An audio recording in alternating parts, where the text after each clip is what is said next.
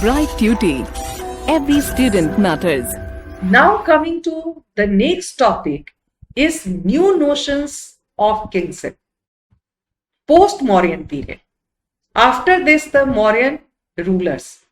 This edicts we have discussed. Then we have discussed about that the different tastes, tolerance about the religion, this administrative system of Mauryas, then the special messages which has been given by King Asoka.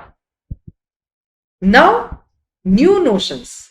What about the new views, new ideas of the kingship developed after the Mauryan period? By the 2nd century BC, this is the 2nd century BC, new chiefdoms and kingdoms emerged in several parts of the continent. Most probably, the vast empire was broken due to the weak successor of the Mauryans. This is now which were the several new kingdoms emerged? They were Cholas, Cheras, and the Pandyas. In Tamilakam were known for Sangam text, very important text developed in the southern India. So Tamilakam were known for Sangam text. Cholas, Cheras, and Pandyas. All these three kingdoms developed in the southern India. Several states, including Satavahanas and the Shakas, they took advantage from long distance trade. These Satavahanas and the Shakas, they were having a trade relation with the different parts of the world. Then it comes about Kushanas. Kushanas, they were the 1st century BC to 1st century CE. They ruled over a vast kingdom extending from Central Asia to Northwest India. From the Central Asia, these Kushanas, they were from the Central Asia, and their time period is mentioned here, is from 1st century BC to 1st century CE. And they ruled over a vast territorial area. Right from, what were their extension of the territorial area? From the Central Asia to northwestern part of India were under the rule of the Kushanas. This is now completely in the context of Kushanas. Their history has been reconstructed from inscriptions. Again the history of this, whatever we have, the Cholas, Cheras, Pandyas, then Satavahanas, now Kushanas. So from where we are getting all these ideas? The entire history has been reconstructed from the inscriptions, which has been written by them or by their courtiers during their period. Not only that, the inscriptions, as they were having the trade relations, coins were also being used, and the sculptures. The notions of kingship they wanted to convey are well reflected in their coins and sculptures. Whatever the messages these kingship or the kings they wanted to spread to reflect their ideas, which were engraved, which were embossed on the coins, marked on the coins, as well as the sculptures which has been developed by the artisans, the craftspersons. Huge statues of Kushana rulers have been found in UP, Uttar Pradesh and Afghanistan. Afghanistan already we have discussed since the Harappan civilization. This region is also very important in history. Uttar Pradesh, as it is on the bank of river Ganga. So this state is also very important, even nowadays also. This indicates that the Kushanas considered themselves godlike. What they have given their place, they are considering themselves as a god. They claim divine status and adopted the title Devputra, or the son of God. This was the claim made by the Kusana rulers. They considered themselves Dev Putra. It's a Sanskrit word. Dev, God, Putra, son. So English translation is also written over here, son of God. This was the claim made by Kushana rulers. They considered themselves as a son of God. After these Kushanas, history of the Guptas. Now coming to the 4th century CE, Common Era. This is the Kusana rulers from 1st century BC to 1st century CE. Now directly coming to the 4th century CE. This is the description given as per the syllabus. It has been reconstructed from literatures, coins and inscriptions. And inscriptions including prasastis. This is a now new term. For example, the Prayag Prasasti, Allahabad pillar inscription. Prayag is the old name of Allahabad, like the old name of Varanasi is Kasi. The same way, Prayag is nowadays the name has been changed. Now again it has been renamed as Prayag. Old name of Allahabad was Prayag. And Prasasti inscription. So this is Allahabad pillar inscription composed by Hari Sena, the court poet of Samudragupta. This Prayag Prasasti was composed by Hari Sena. He was the court poet of Samudragupta. So we must have to know about that, how these Guptas and the knowledge what we are getting it is from the Allahabad pillar inscriptions, which has been composed by Hari Sena. He was the court poet of Samudragupta. So whatever we are learning in this chapter is completely based on that. Either the literature is been found by studying the coins, by studying the inscriptions, including the prashastis. Prashastis means what? In praise of the rulers. The court poets, they are writing something in the praise of their rulers. Then it comes, what did subjects think about their rulers? Just now we discussed in this the context of Asoka. Asoka's subject was that he was dealing his citizens as his son. And not only he is thinking for the well-being and the welfare of their present life, but for the next life also he was praying to God. So again the same thing it comes about that.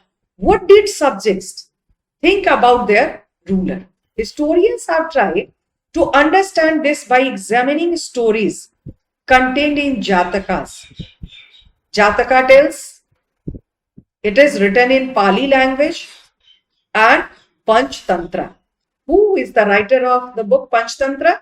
This is written by Pandit Vishnu Sarma.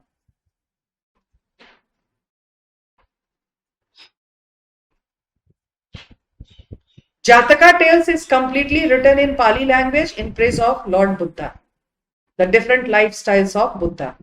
Panchtantra is a very informative story book which is nowadays also very famous among the small children. This is what the Jataka story indicates, the strained relations. This is Jataka tells the story. What it indicates? The strained relationship between the kings and the subjects. How a king should deal with their citizens. How a king should have to rule. Kings demanded high taxes and the peasants opposed to this. So whatever means that how the king deals with his subjects means what? What type of the administration to be there, what religious practices to be there, how the revenue or the land taxes will be collected, the status of the peasants, status of the courtiers, what are the facilities required for the welfare of the citizens. Everything is mentioned in that. Means that related to the day-to-day life of the citizens.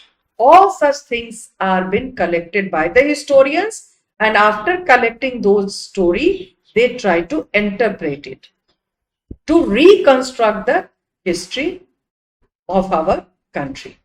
The next topic it comes about that divine kings. Still this pillar is there. What it is here is Prayag Prasasti. Divine kings, to present themselves as superior, need to be worshipped. Just now we discussed about the Kushana rulers, who they were not from the Indian origin, came from Central Asia and started ruling from the Central Asia till the northwestern part of India, and they have declared themselves as a son of God. So this is again, it is here, to present themselves as superior, need to be worshipped. The ruler must have been worshipped by the citizens, by the people of the particular territory. So what that the first claim by Kushanas in the 1st century CE, claiming to be Devputra. Before that, this concept was not there. But the first time in the 1st century CE, Kushana rulers, they have claimed themselves as a Devaputra. During this 4th century CE, Prasasti composed to praise king in Gupta period. Prasasti means that in praise of the king, in praise of the ruler. So first time in 1st century CE, first ruler, Kushana rulers, they claim themselves as a son of God, Devputra. Then in the 4th century CE, a Prasasti composed to praise the king of Gupta period. Prayaga Prasasti written by Harisena for Samudragupta in Sanskrit. Now the language become a bit easy for the historians to read and understand and to translate.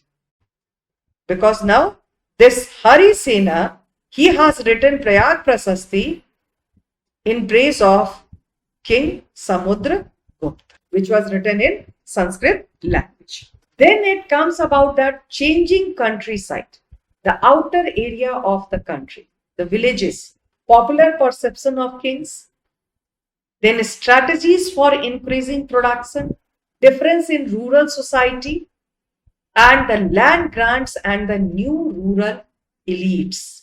Popular perceptions of the kings, like that in praise of the king, these courtiers, they started trying to explain about that the work done by the king, by the ruler, for the welfare of the country, for the welfare of the empire or kingdom.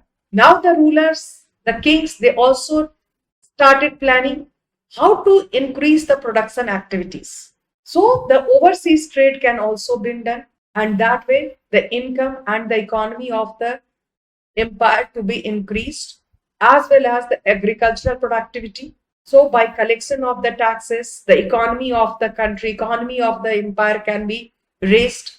The difference between the rural and the urban society, rural people, they were mostly doing the agricultural activities. Urban centers were developed on the basis of that, the craft production, artisans, traders and business merchants, they were supposed to live in the urban centers, but that was made possible only when the urban center people, who they are not involved in agricultural activities, but their life was being supported by the agricultural farmers. With that support only, these traders, businessmen, artisans, craft persons, they were supposed to live in the urban areas. And the difference was started. The concept of the differences of the urban and the rural society were now divided. Then it comes about that the land grants and the new rural elites. The grant, tribute, offer. Now everything is gradually taking place in the society. kings, rulers, the rich persons, now they have started giving grant to the Brahmins for the performance of the rituals. And the other concept was that the concept of the rich and poor was also developed. That has given the birth of the rural elites.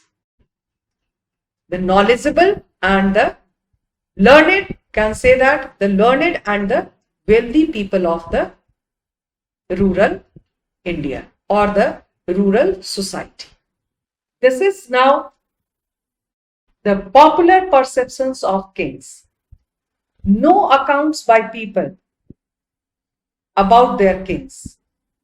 Whatever the people's perception were there, what the common man's thinking was there about their ruler, that were not recorded.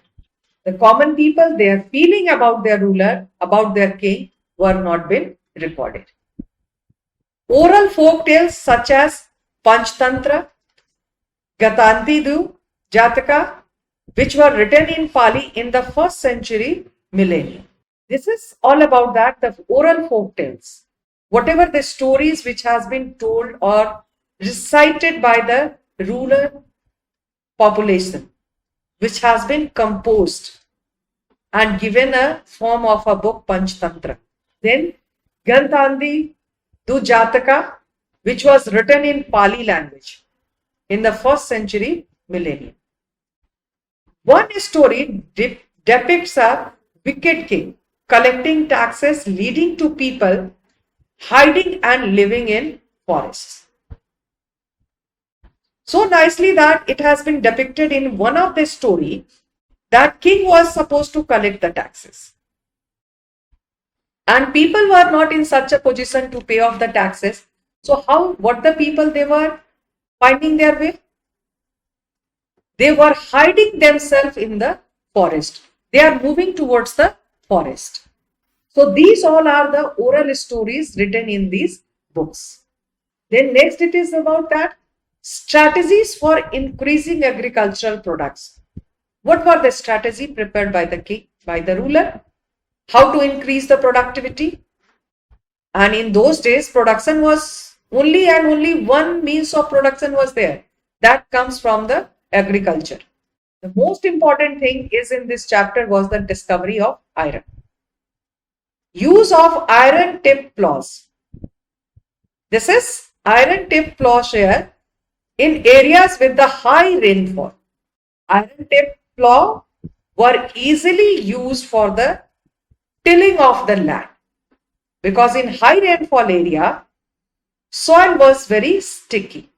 Using other than the iron plowshare, it was difficult. It was found difficult for them to till the land.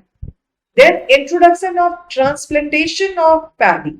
Paddy is not directly grown just like as the wheat or any other cereal crops like maize. It is not like that. Paddy has been cultivated in a some different manner, for which it is known as a transplantation. Means once that the sowing of the seed has been done, with the growth of the 4 to 5 inches of the saplings, then it has been plucked out, it has been removed from that the patches, and by joining 4 to 5 saplings together, it has been transplanted in a waterlogged fields where the water logging is there, because paddy cultivation needs that more than 120 centimeters of rainfall, and the cool temperature is also required. Temperature should not be more than 25 degrees Celsius. So this transplantation word is being used for the cultivation of paddy. Paddy means rice. Simply we can say this, rice. Irrigation through wells, tanks and the canals were also started, even though we have discussed even in the Harappan civilization also. Kalibangan was famous for the reservoirs. Sartugai in Afghanistan was famous for the canal system. So here now also in this, the 600 BC to 600 CE, This irrigation system was also developed a lot. Wells were been constructed, then tanks were there. Canal system was also been developed for the increase in the production of agriculture. Co-agriculture in semi-arid parts of Punjab, Rajasthan and hilly tracts of northeastern and central parts. Where the plowshares were difficult to for the tilling of the land. So co-agriculture is there. This is means agricultural tools for the tilling of the land. It is been used. Punjab and Haryana, what we have nowadays, after this the Green Revolution, these regions have started growing that the remarkable production in the field of food crops. But earlier, what the time period what we are discussing is about that the Punjab, Rajasthan and hilly tracts in northeastern and the central parts where this co-agriculture was been practiced. Then next it is that what type of the differences were existing in rural society. With the increase in production, differences arose among people engaged in agriculture. Now with this the increase in production, this is the beginning of the difference. Increase in production and the starting point of the differences. Buddhist tradition refers to landless agricultural laborers, small peasants and the large landlords. The concept of the difference between that among the people, the ideas were shared and the reference is given in the Buddhist text. In Buddhist tradition, actually it was mentioned over there. Landless agricultural laborers, naturally they were only the laborer, they do not have any ownership of the land. Small peasants who they have the small patches of the land, they cannot cultivate much enough, as well as the large landlords. Because the concept of the slaves and servants were there, who they were just now we discussed in the Mauryan administration, they also need servants and the slaves to give their support and services to the soldiers. Ashoka in his inscriptions, he has also mentioned about that, be kind to their servants and the slaves. So somewhere it was practiced, but we must have to be kind with the human being, whether they are the slaves or they are the servants. So again we are coming to this point only. The concept of the landless agriculture were there. Then the laborers who they were not having any ownership. Small peasants were also there, as well as the large landholders were also there. So landlords and heads of the village were more powerful and had control over farmers. Now, what type of the differences were existing in the rural India during this period? Were the proper division of the society was there. At the top, landowners were there. Then the farmers who they were supposed to cultivate the land, landless laborers were also there, and small farmers were also there. So this way the differences were there in the society. Next it comes about Gahapati. Pali text. In the Pali text actually, Gahapati, that head or master of household, means the owner. Since the beginning we are having the concept of the patriarchal society. What it is? Patriarchal, where the male member of the family, the senior male member of the family is the head of the, here it is in Pali language, it is written over here, Gahapati, head or master of household. In Sangam text also, it mentions the large landowners or Villala. In Tamil language it is. Large landowners were known as Villala. Plowmen, the farmers, which were in their language it is known as Ujavar, and slaves or Adimai. The same thing. If we talk about that in the northern India, landless agricultural laborer, we were having the farmers, concept of the farmers. We had the concept of the slaves, in the with the different names. It was practiced in southern India as well. Large landowners, they were known as Vellalar. Plowmen, which we are calling farmers, peasants, they were known as Ujavar, and the slaves were known as Adamai. So this way the differences in rural society were based on control over land, labor and the technologies. So the categorization was done. The differences were based in the rural society were on the control of land, how much land ownership was there, who is having the ownership of the large tracts of the land, who they are not having their own land, and what type of the technology is being used by them. So this way the differentiation were done or practiced in the rural society. Land grants and the new rural elites. Coming to discuss about that, how the system, gradual change and the shifting is been done. Land grant sources, that was the copper plates, have been excavated, may be symbol of certifying the details of the land. From where they source? These archaeologists, or we can say that the historians, they have collected. They found a copper plate. After the excavation, they found copper plate. Maybe it was used as a symbol to certify the details about the land. Who is having the ownership of the land?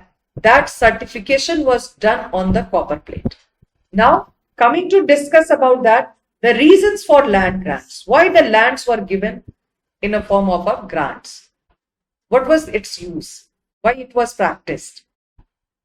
Strategy to increase agricultural area, win allies to strengthen political power, to project themselves as superior, having authority. So this was the importance of grants. To increase the agricultural area. Naturally, the production has been increasing. With that, they have to earn the more and more money. With this, they can, all these the allies to strengthen the political power also. Their political strength increased.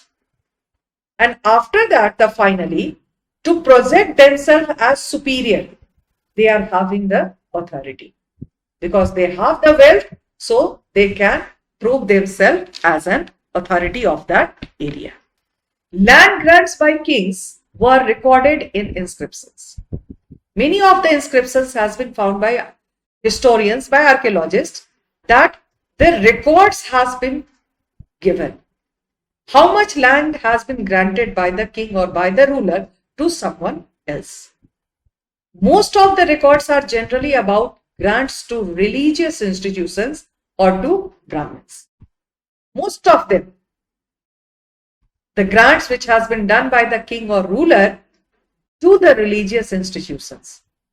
If not to the religious institution, then naturally it is to be to the Brahmins.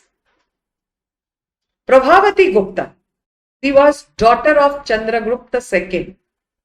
She was married into the family of Vakatakas in Deccan. Vakatakas were the rulers of the Deccan Plateau region.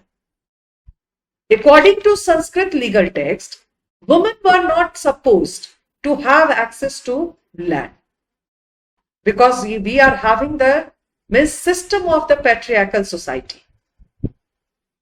So the law of inheritance, in that when we are giving our property, it is simply going to the sons, not to the daughters. But the case of Prabhavati Gupta of Deccan, India is an exceptional case. Chandragupta II might be he was not having his own son, so he has given grant to his daughter. So according to this Sanskrit legal text, it is clearly been mentioned over there the women are not supposed to access the land property. Accessibility of land property is not been there. But inscription indicates that Prabhavati Gupta was having access to land. But many of the inscriptions, it says and it gives the proof about that, the accessibility of land grant or the land property in the context of Prabhavati Gupta. The inscription gives us an idea about rural people, Brahmins, peasants and others. Prasastis did not tell us about that, the common people, about the rural people, about the peasants, about the others. They only give us idea about that, the king and the ruler, related to their lifestyle of the kings. But the inscriptions gives us the idea about that, the rural people, how they were leading their day-to-day life, about the peasants. There were regional variations in the sizes of land donated. Regional variations means the donation was done or the grant was given to the religious institutions or to the Brahmins, but there were no specific measurement has been mentioned. So there were variations found. Land grants were made to extend agriculture to new areas or to win allies by making grants of land. This is what it says, that the grants were made to extend agriculture to new areas. The new areas were given as a grant for the extension of the agriculture, to increase the productivity, to increase the revenue. Land grants provide an insight into the relationship between the peasants and the state. Means that the area, the grant which has been given to the big landowners, naturally they have to collect the maximum revenue. And the revenue collection, their percentage was supposed to be deposited in the king's treasury. So what it says, that the grants provide an insight into the relationship between the peasants and the state. A relationship has been developed between the peasant and the state authority, means the government. However, groups such as the pastoralists, who they are doing the work of the cattle rearing, fisher folk, hunters, then gatherers, sedentary artisans and shifting cultivators did not keep detailed records of their lives and transactions, because they kept on moving from one place to another. They did not lead a settled life. So it was difficult for these group of the people to give or to leave the records about how they spent their life and about their transactions, because they were not knowing about the settled life. So the historians, archaeologists also, they did not get any proof, any record or any transactions about this type of the people, who they comes under the pastoralism, the fisher folk, hunter gatherers, sedentary artisans, shifting cultivators. Their records have not been available. Now we are going to begin with the new topics, towns and trades. How the concept of the towns were developed and how the trades were practiced with the group of the merchants, which they have organized themselves in a group called guilds. So this way we have to discuss. So first of all, these are the 4 topics which we have to discuss inside this chat. This subtopic is, first one is new cities. Then after this, the concept of the new cities, we have to come to discuss about that, urban populations. And in these urban populations, elites, this is the very important elites and the craft persons. This is the society, how it was divided. Then we will discuss about that trade in the subcontinent and beyond.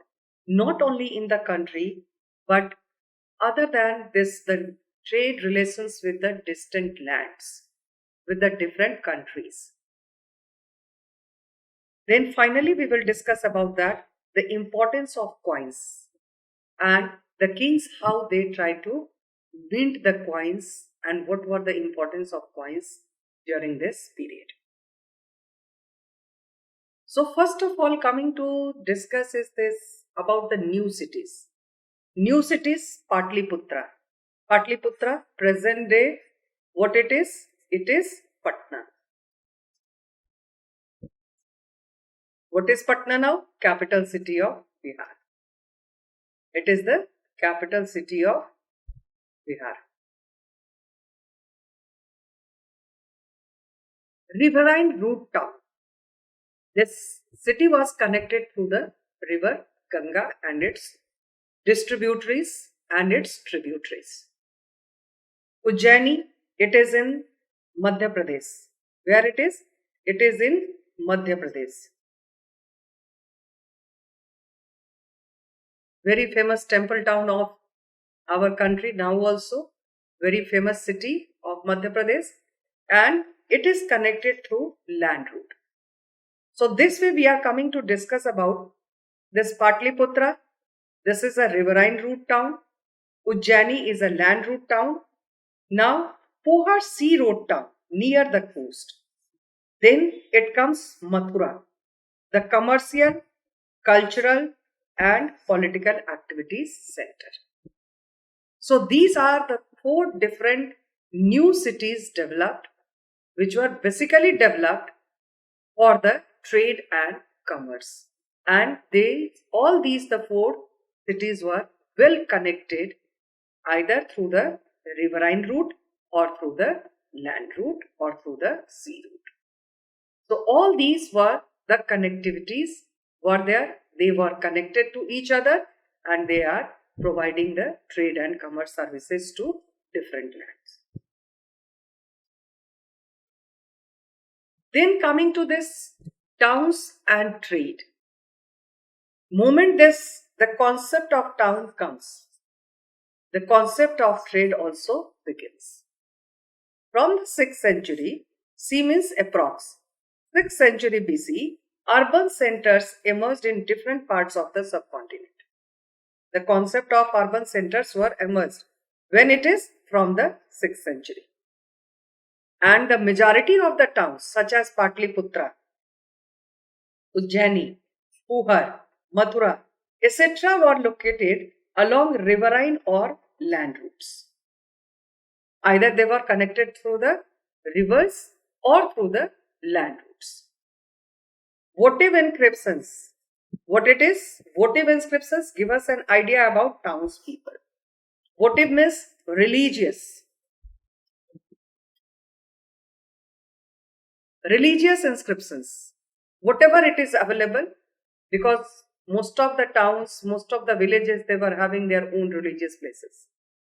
And the inscriptions which has been found over there, these historians, archaeologists, they collect the idea about that, the people who they were living in towns and cities.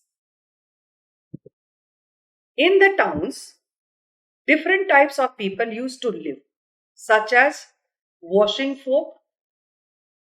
This is the washerman.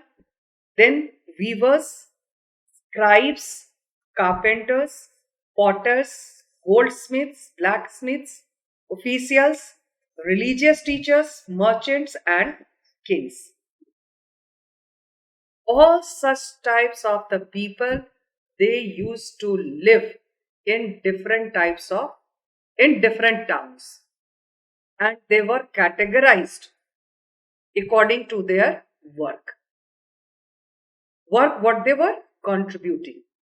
What type of the work performed by this group of people? Washing folk, it is their responsibility to take care of the, what we are telling nowadays, washerman community. Weavers, they were supposed to weave the clothes. Scribes, their duty is to write whatever the things has been found in the society, or they were might be in a form of a court poet, or the king, they have appointed some of the scribes to write about the day-to-day working in the king's court. So this was the work of the scribes. Either they were writing in the temple walls, pillars in the temples, or copper plates, clay tablets, maybe in a form of this paper. In those days, the bark of trees were used for the scribe, or to write down or to note down the records. Other than that, carpenters were also there, potters, goldsmith, blacksmith. Then comes to that the officials. Officials means that who they are related to the administration. Then religious teachers, the priest class. They were also very important in these societies. Merchants, all such type of like the carpenters, weavers, potters, goldsmiths, blacksmiths were there. So when they are producing some of the crafts work, a group of merchants and traders is required for their selling and purchasing. And overall, king is also having their palace in towns and cities. So this is about the concept of the towns and the trades, they are related. Then urban population, how it was divided. Just now we discussed that the different group of the people, types of the people, categorization were done. Now urban population, elites and craftspersons. Elites lived in fortified cities. They were little bit wealthy people and knowledgeable, literate.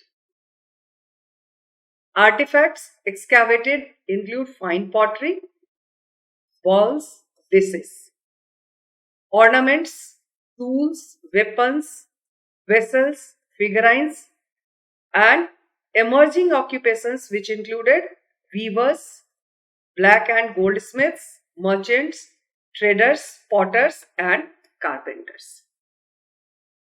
This way the categorization was done in the urban population. Fortified cities, they were properly guarded cities. Their area living places were properly guarded and fortified. Other than that, artifacts excavated, after the excavations, whatever the artifacts has been got or collected by the archaeologists, by the historians, so they have started depicting with that the categorization of the fine pottery bowls. Then dishes were also there. As the work of the ornaments, jewelry, gold were also gained its popularity. Then tools, iron was used for the weapons, vessels, figurines. One example is also quoted in this slide.